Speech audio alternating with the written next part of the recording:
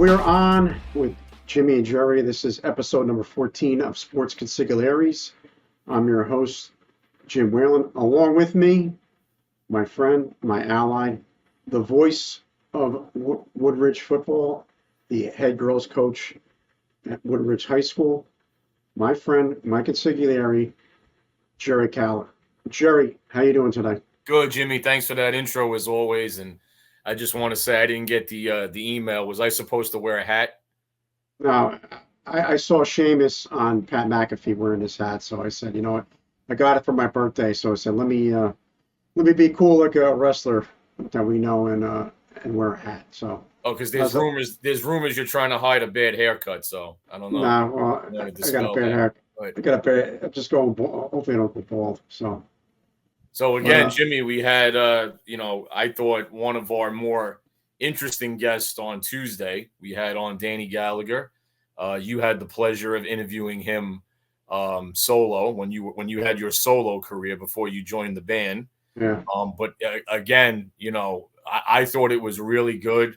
I thought Danny was really good, a wealth of knowledge. And, the Expos, as we talked about with Danny, are just a very interesting topic for a team that no longer exists to have a fan fest, a yearly fan fest in April. And, how Danny still is in contact with a lot of the ex-players. I mean, it's just a great story. And I think what doesn't get told in that story is ultimately Major League Baseball did them dirty, very dirty, no matter how you slice it and dice it. And the one thing I'll say, and then I'll turn the floor over to you, is I had no knowledge of Bud Selig's personal ties, to the D.C. area. For those of you who are forgot or unfamiliar, the Expos became the Nationals, owned by Major League Baseball, and they went to RFK. They played at a very beat-up RFK Stadium their first few years. I actually attended a game when they played the Pirates there one time. Soriano was on the Nationals, and it was just a very, very, very poor venue as RFK was falling down. But now they have a beautiful stadium on the water. But again, it goes back to the contraction of the Montreal Expos, and it wasn't, a greedy billionaire, moving the Expos out of Montreal. It was ultimately Major League Baseball. Yeah, and that's what I find it interesting. And Selig coming from the DC, a lot of the DC fan base is gone. The Nationals, that old ties that I guess when they already moved out in the '60s, they were gone. And then with the Expos, Danny Gallagher, first off, he direct messaged me today. He wanted to thank you for mentioning him on Twitter. He's got an excellent Twitter account. It's always 3 or 4, 5, 6 things about the Expos, their birthdays. That Expos Fest seems very interesting, something that I was even consider going to or, and checking it out. But it sells out quick. It's for a good cause. But I think you hit the nail on the head with the Expos and Major League Baseball. They basically had them walk the plank. And then I think you brought up a good point with the Florida Marlins. I mean, the Florida Marlins is a disaster. First off, who's going to a baseball game in the middle of July in Miami? Miami is a okay sports team. The Dolphins is definitely the top there. You have the Heat. The Panthers just won the Stanley Cup, but I mean, for me, like that's a dying franchise. Even with Tampa, I'm talking about the Miami team in Tampa Bay. I mean, they built the stadium. I guess they finally got the funding to build a new stadium, but it was an older stadium. They built the stadium before the team was there. But I mean, it's really sad to see about the Expos, and I think you also hit it off. There's some sort of allure with the Expos. There's some sort of like something different about the Expos. It's to have that following and also to have like it's just like it's almost like a punk rock band. People are just still attracted to it. So without a doubt, and like even now, if you go to like MLB Shop and Fanatics and all these places, I mean, Expo gear is still being sold. I mean, you could get a Vladimir Guerrero jersey, a Rock Reigns, Andre Dawson, I've seen Pedro Martinez out there, Randy Johnson, Larry Walker, and it's really amazing because I mean, how many teams have been? You're talking. We're not talking the Washington Bullets become who I actually loved as a kid. I had a Washington Bullets starter jacket. I wanted to get that out there, but the Washington Bullets become the Washington Wizards. So, but you're talking about, all right, maybe somebody wears a Bullet jersey. Once upon a time, the Wizards would wear a throwback Bullet uniform, but the Expos were contracted. And to have a team that was contracted, they're erased, they're taken off the map, and then to have a following, it's just, like you said, intriguing, allure. You know, those are all the right words to describe it. I mean, and then the other thing, the gentleman that Danny was telling us about that puts this together, this fan fest, and all the money goes to charity. I mean, it's really a good story. It's a feel good story, and you really have. I mean, I'm not going to lie. I actually, by the end of our chat there on Tuesday, I actually felt bad for Danny. Danny's a lifelong fan. He became a beat writer. He is the ultimate historian. I mean, to shout out anybody who played for the Expos, like you mentioned, their birthday daily. It's unbelievable. And again, the following that he has, writing the 10 books, having success selling those books, having success and having fans show up for these book signings. It is a great story. And just to let our viewers know now, without giving too much up, we are planning to further really explore the topic of the Montreal Expos. I mean, you have the Blue Monday, with Rick Monday in their 1981 playoff run, and then you have the 94 team, which unfortunately was killed, by the lockout, by the strike. So, I mean, again, it's an unbelievable topic, and I think it's a topic, that could really keep on giving, to our viewers. And the one thing I'll throw out at you is, it's kind of sad. It's a sad story because I alluded to this. You look at most players, or if we had to take a poll, and Danny touched upon this. So you got Andre Dawson, the top players, Andre Dawson, Tim Raines, Gary Carter, Vlad Guerrero, Larry Walker, we won't even really go into more current Expos, if you will. But like those guys, what's frustrating about it is their best players of all time, so to speak, had not a little success, had great success in other locations throughout Major League Baseball. And it has to be frustrating. It has to be tough as a fan. Well, even, Andre Dawson, I mean, he left to go to Chicago, and you think of Andre Dawson, you think of him as an Expo. Right. But, he really kind of walked away from the franchise because they wouldn't pay him.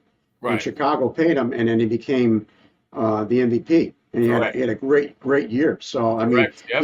He had health problems, with the knee, that turf, and the stadium thing, too. They're playing in this Jarry Park. It's a cold environment. They really didn't have a stadium until the 76 Olympics came there. And then it really wasn't a baseball stadium. It was like a converted thing. And I'm just doing research for the show. I mean, Pete Rose doing his 4,000 hit as an Expo. I remember him being on an Expo, but I don't remember him being a 4,000 hit.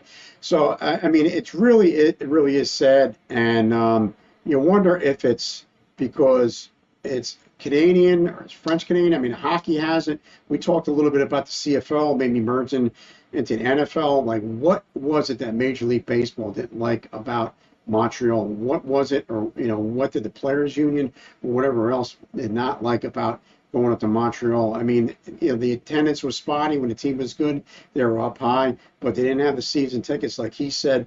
And Danny, I just reached out to him because of the '94 strike season. I was looking at the team. I'm looking for topics on the show and looking for books. Obviously, that's always a goal, a fallback on the podcast. And that '94 team is stacked. I mean, and there were 6 games ahead of Glavine, Maddox, and Smoltz. I mean, so it was a real. And then after that, they had the fire sale. Walker left. Correct. They just started the fire sale, and that's it. They couldn't manage what they had. So it really is sad. And hopefully the memory gives on. I give the Washington Nationals credit. They are having a game where they have the the Expos uniform on, and the Expos Fest is really something cool. So I could see that probably expanding, going to different places. But it really is sad. And you talk about Duquette, like his team, putting that team together, and he should be in the Hall of Fame for general Absolutely. manager for putting that team together.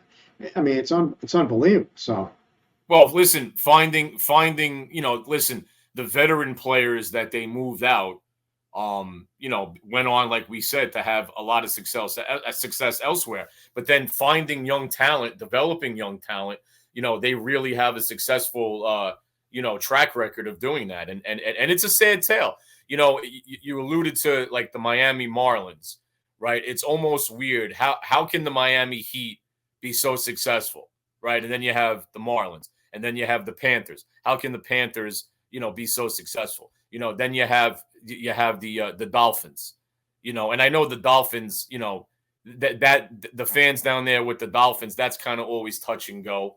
And then, to be honest with you, you look at a place like Miami, in the 80s, the ruled Miami sports. all right, oh, So absolutely, absolutely. what is, so you have to say to yourself, well, if basketball's doing well, if football's doing well and hockey's doing well, is it just a bad place, for baseball, or is it just mismanagement? Why can't the Miami Marlins, operate, as effectively, or be a major player in Major League Baseball like those other franchises, are in the other sports? So And the other thing is too, like they won two World Series in '97 and '23. right, Wayne Huizenga won, and I remember AJ Burnett came in Yankee Stadium in '03 and mowed the Yankees down. correct. So I mean, so you're talking about a success. They were never snake bitten like the Expos, but the No, Marlins no. did have success. So That is correct. Yes, and they also, both right after both of those times, those were quote unquote 1 year, really 1 year teams, if you will, because then the fire sale happened after that. yeah, For both of those yeah, teams, but yeah. you And know, it definitely was almost like a pseudo All Star team, the '97 team. So correct, stacked, yeah, absolutely, and again, yeah, I mean, listen, for 1 through 9, they were stacked. Getting back to Danny, it was I think you could see the passion and the emotions on his face just talking about this. It was definitely one of my favorite guests, so to speak. And like I said, in closing out this topic, that's something that we're going to explore, definitely going further. And we look forward to doing that. We're in the process now of trying to get some players, to come on the show. We'll probably wind up having Danny back, and at the very least, we'll definitely have Danny back on at some point when it gets closer to that fan fest, because I think that's something that's interesting. Any baseball fan, I'm a Yankee fan. You're a Yankee fan, and I think regardless of who your favorite team is, the Expos are one of those. If I went yeah, downstairs right now and I turned on Major League MLB Network and there was something about the Expos, I'm going to watch. If it was something about the Pirates, I might be a little lukewarm, but it's just one yeah. of those things that keeps on giving. Well, Um, that's very true. And then what led me to Danny was the '94 team, and also Tom Brady was drafted, and I right. remember PK Subban wearing. He was on Pat McAfee's show. He's wearing a Tom Brady Expos jersey. So it's just like there's some sort of There's niche. layers. Yeah, it's almost like it's like a Harley Davidson. They have a specific market that goes to a specific team, and then Toronto came in. They had their success, but it was different with the Expos. The Expos were there first, so it was definitely different. So No, without a doubt. Moving along here, we have I mean, this, the top, we talked about this in previous shows, the New York Giants with their top 100 list. We'll get back to training camp and everything in a second, but I mean, now we're down. We have 80 players in. Now we're down to the top 20 which it'll be interesting. I know there's a lot of interest. Where does a guy, now we're down to the top 20, where does a guy like Tiki Barber, where does he get ranked? Eli, Carl Banks, Sims, Yeah. it'll be interesting. I mean, that's what's always interesting about those lists. The Giants released the other day part of their celebration this year, and being the 100-year anniversary, they have a few giveaways. They're having 3 bobbleheads, one Tom Coughlin, which probably doesn't get. I'm glad to see that because I don't think the man gets enough due. And then Lawrence Taylor bobblehead, and then of course the Frank Gifford bobblehead, in addition to a commemorative scarf, and then I believe the home opener they're giving a commemorative coin. So that's going to be interesting. Now, hopefully, with all these celebrations and also September 6th, the Giants are having a fan fest with a lot of ex-players at MetLife. But hopefully, and now we'll get into the meat and potatoes here. We have all these celebrations for the 100-year the 100-year anniversary, the 100 player anniversary. I mean, the 100-year list, the 100 best player list. Excuse me. All these retro flashbacks, the uniforms. Here's the deal. What happens this season? The game against the preseason game, number 2 against the Texans, was a dismal showing for Daniel Jones. We're not talking about rust, or I should say, we're not talking about a performance that was due to rust, where you say, all right, he missed that throw, he didn't look good, or he looked a little shaky in the pocket, he wasn't crisp. I just think, listen, I'm a big Daniel Jones guy, I really am, but is a $40 million quarterback just supposed to make the mistakes that were made in that? I know it's preseason, it's still live NFL action. The throw out of the end zone was god-awful decision. He should have had 3 interceptions. And like I said, tell me him and Malik Neighbors aren't in sync. You say, okay, you got a rookie, you got a quarterback coming back for an injury. That'll work itself out in time. You just can't make mistakes like this with, being paid the money he is being paid. And it led to a complete onslaught by many pundits in the media that the Giants really should move on from him. And, listen, I don't think he feels, or I don't think he at least shows that he feels the pressure, but, this is it. And, like I said, I mean, I know losing game 1 is not the end of the world, but like they say, it gets very, very late early, in the NFL. They have a favorable matchup. I know the Vikings have a very, very, very talented receiving core. You got Sam Darnold. He has to get off to a good start. You want to say that that's a must win? I think he really needs to come out, not play okay, not even play well, play extremely well, and the Giants win that first game. If not, I don't know where we're going to go, because, again, last year, was I expecting to beat Dallas? No, I was expecting a good competitive football game, not a 40-0 trouncing. So, Well, I mean, I always expect the Giants to be 8-8. Now 9-8 or 8-9 going in. I guess that's where I am. And then just having some of the you don't expect them to be that well. But Daniel Jones, I mean, you want to like Daniel Jones, I guess, but you want to like Dave Brown, you want to like Ken Graham, you want to like all these players, but I just think that they did all the right things, but can he deliver? Can he deliver, and is he going to be healthy? So, well, again, I mean, 2 years ago, he played well. They made the playoffs. I mean, again, last year, offensive line didn't do him any favors. I mean, the one positive that I took out of the Texans preseason game was, they had 4 of the 5 projected offensive linemen, 4 to 5 projected starters on the O-line in there. I thought the run blocking was good. I thought the blocking overall, was good. Again, now he has, you get John Runyon back in there. It looks like they're going to go with Illuminor at right tackle. Andrew Thomas is an absolute stud at left tackle. Okay. And then you got Van Roten from the Raiders, who was actually, even though he came into camp late, was graded very, very high. I think John Michael Schmitz at center in year 2 is going to be a hell of a lot better. And now you have weapons around him. And I think with the current running back, I know nobody wants to hear this. I'm okay, with Motor Singletary back there, a few of the younger players, Gray, Tracy, he has weapons.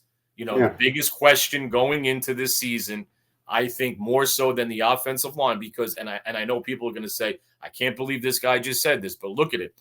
Illuminor, Andrew Thomas at left tackle, rated very high last year. Illuminor at right tackle, he was a guard tackle, rated pretty solid last year. Van Roten was, for the Raiders, was rated very, very high, right? Runyon was rated pretty well. Now, John Michael Schmitz, I thought he had an up and down year.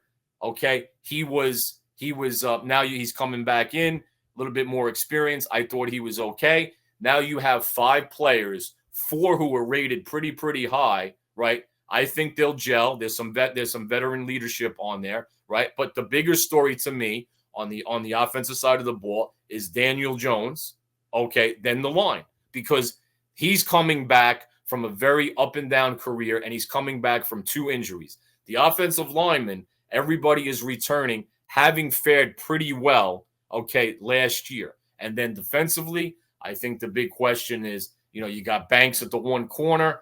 You got a lot of shuffling going on with the safeties, and that second corner spot is up in the air. So, they better hope that Thibodeau and Burns, and Lawrence are getting to the quarterback. But, if you told me the Giants were going to win 4 games, I would say, yeah, I'm not really surprised. And if you told me they were going to win 9 and get into the playoffs, I'll be honest, that wouldn't surprise me, because, I still think Philly on paper, Philly's solid. However, you're hearing in August, just like you heard at the end of the year, and it didn't go away, you're hearing those whispers, and they're getting louder about Sirianni and Hurts, right? They're getting louder. There was a lot of turnover. You got a new offensive coordinator. You got a lot of new coordinators, a lot of new coaches, both coordinators for Philly. Washington is still in a rebuild. So Dallas, who knows what Cowboy team you're going to get.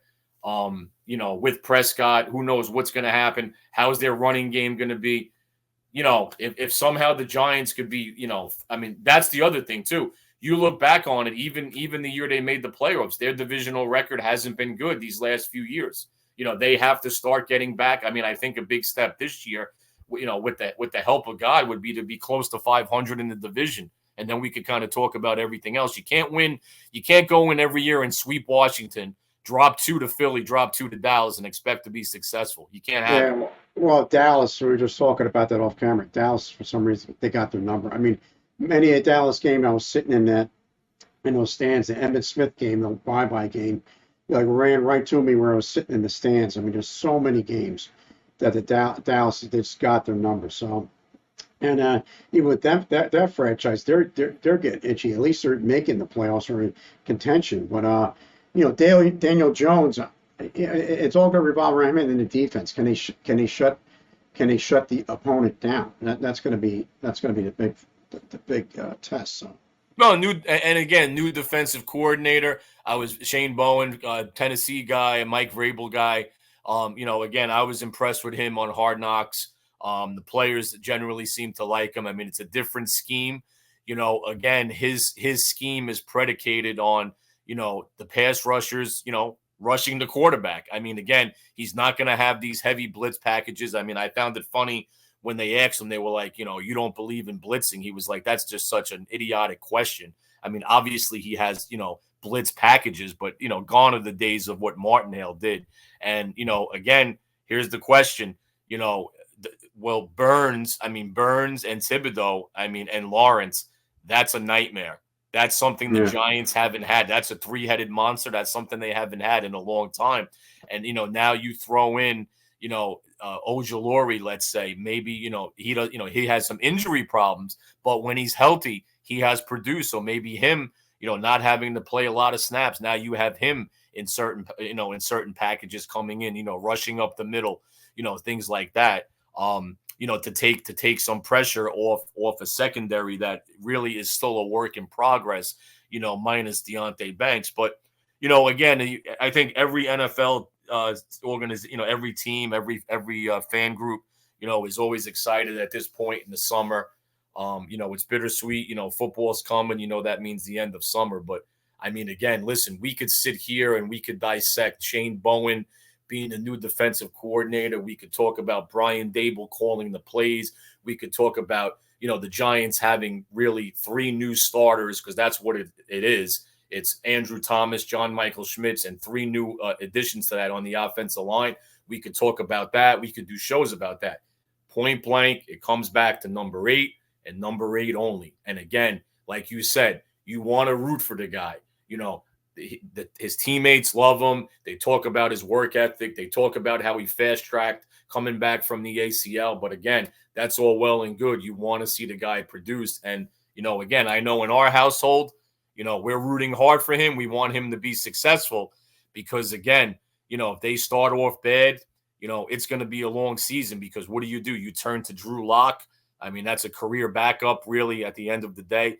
Tell me they drafted somebody and there was somebody waiting in the wings. Okay, we have to move forward. But, starting out 0-2 and 0-3, that makes for a long football season for New York Giants fans. Well, and that's the thing. And it's just and then if he's not the guy, then who is the guy?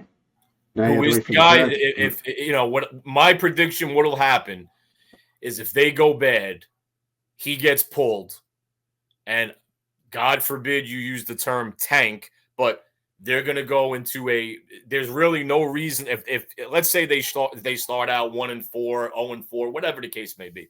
I think he gets pulled at some point. I mean, they're going to go to Lock, right? At some point, they'll probably go to DeVito, right? And they'll be content in that setting with just running out the season and then looking to draft somebody. I mean, I was laughing.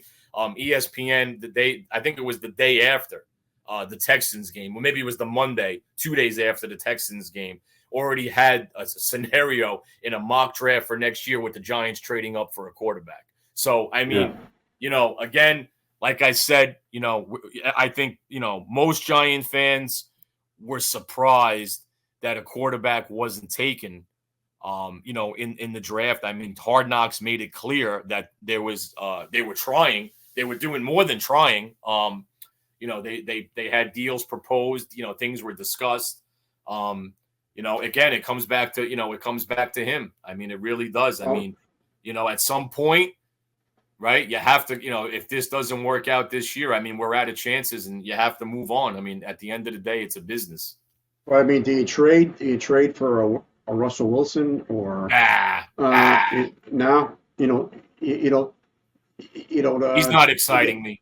Yeah, you don't think so? What'll happen is what I think will happen is, and again, I don't want to get too negative here. I want to be a glass half full type of person with this situation. If this goes bad next year, they'll move up. They'll draft somebody and they'll bring somebody in as another veteran, or maybe they keep somebody like Drew Lock as well. Maybe he plays well, and they start with him, then hand off the baton at some point. It was announced today that Bo Nix is the number 1 guy in Denver.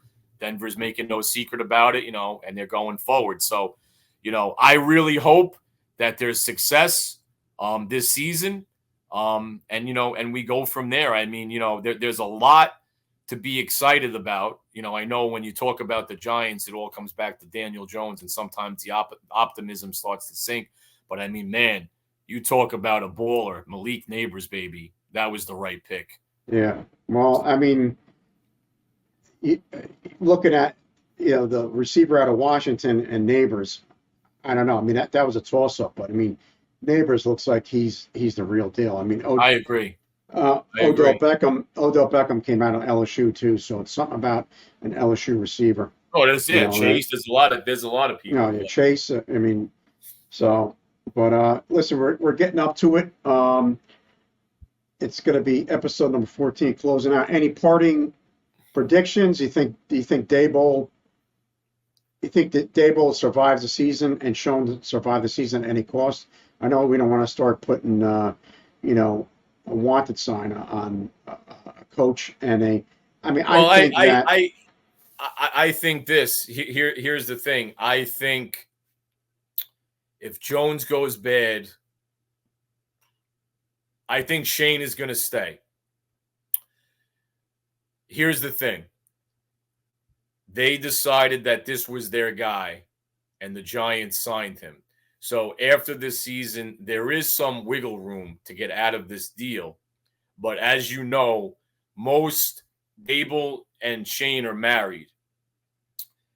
How many bites of the apple do you get? I think John Mara likes this regime compared to the previous 3 regimes. I think they get one more shot to get their quote unquote their guy. And then then you go from there. Because again, I don't think if Daniel Jones, and I know people are going to say, well, he's got to produce. If Daniel Jones plays bad this year, I don't think that Brian Dable is not a good coach. I think Brian Dable is a very, very good coach. See, year 1, they totally overachieved, and he set the tone by going for the 2-point conversion in the opener against Tennessee. That set the tone, and that showed there was a difference. I think things are different. 100%. The culture is he cleansed the Joe Judge. The culture is there. They get another shot, and I don't think John Mara, he's not a rash owner, or an owner that does, rash things. And I think they stay, to answer your question. I mean, well, I agree with you too. And I think that if you look at this constant changeover of coaches, it's not good. And Dable, seeing the hard knocks, I like the relationship with Shane and Dable. However, are the Giant fans going to like that relationship? And it's been a long time coming. 2011. So it's been a long time coming since we really had something to really look for. So, but I like the relationship. Yeah. I like the relationship. I think that, what? They had so much invested in Jones. They had to move this forward. It was either draft a quarterback, sign a quarterback, or improve the offensive line. And I think they improved the offensive line. And Jimmy, I'll leave you with this. All these points that you brought up about the coaching staff, right, the general manager, it's all put to bed. If Daniel Jones comes out, performs, they have a good year, okay, they win 9 games, he plays well, whatever, and we move forward. Like you said, I like to keep my expectations low and be pleasantly surprised, with the results. But in closing the show, again, great stuff about the Expos, talking about the Giants, talking about Daniel Jones, talking about the best 100 players. We're down to the last 20. We were talking with our producer. I think the Yankees, mentioning the Yankees real quick, I think they're going to go with a 2-person lineup of Soto and Judge, and the other guys are not. Everybody else is not going to hit. They're just going to play the field. But again, stay tuned. I'll let Jimmy close this out. Again, we are definitely going to be talking about the New York Giants, in great detail in these next few weeks, and we are going to revisit the Expos, again very soon. So I'll turn it over to the man with the hat, the man with the van with a plan, James Whalen. Well, listen, thanks, Jerry, and you made this episode easy for me because you definitely once you get on the topic you like with the Giants, Knicks, everything else, you could really go. But I work behind the scenes, trying to get some guests on here, trying to get stay with the 100th century, the century team of 100 years with the Giants, trying to get some Giants on here, which I know we're going to deliver. I think positive. Danny was a great guest. Going to have him on again. Going to try to get some Expos on. Going to try to get some Giants on. Some interesting names. Hopefully some big names. But with that, and also I also reached out to our producer Dave Sturgio. He said he would debate Jerry before the Giant Dallas game. So we'll see what happens. Well, I think. Listen, Dave put out a challenge to me. He wants me to come up with five reasons and give good examples on how Daniel Jones is better than Dak Prescott. So I'll throw the first shot out right there. Yeah, and then I think we'll have Babe Laufenberg MC. Babe Laufenberg, listen, the Bambino, 1-15, Jimmy Johnson's first year. Yeah. So anyway, we're closing this out. This is episode number 14, light episode, no guests, but we're gonna have guests coming on. Hopefully you have a nice weekend. Enjoy the last couple of weeks of summer. Jerry, as always, a pleasure. We talking to you off camera, and then this episode was produced by Dave Sergio, Chop Sports Media. Find us on Instagram at Sports Consiglieres, Facebook, and Instagram. Like, subscribe, future episodes, and also thank you for our number one fan to giving us all the insight and help on Who's this. that? Who's the number one fan? It was the number one fan. There's only one man who's the number one fan. Who's that? Patty? Patty was on Patty. Patty was on a countrywide tour. Yeah, no, I saw that. But this is episode number 14 out. Have a great weekend, everybody. Thanks, everyone. Have a great weekend.